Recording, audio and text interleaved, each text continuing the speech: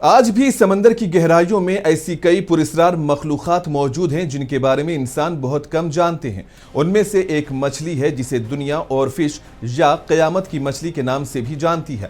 اس کی جھلک بہت کم دیکھنے کو ملتی ہے، لیکن جب بھی یہ پانی کی سطح پر نظر آتی ہے تو اپنے ساتھ خوف اور قیاس کا سیلاب لے کر آتی ہے۔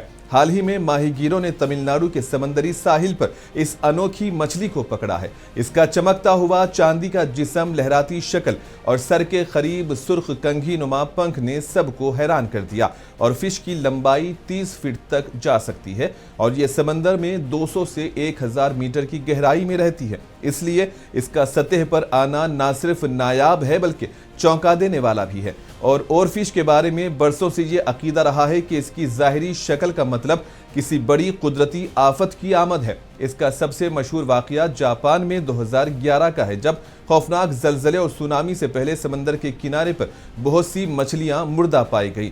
جاپانی عقائد کے مطابق سمندر کی گہرائی سے اوپری سطح تک اور فش کا آنا اس بات کا اشارہ ہے کہ سمندر کے نیچے کوئی بڑی حرکت ہو رہی ہے۔ وہاں اسے قدرتی وارننگ کے طور پر بھی دیکھا جاتا ہے۔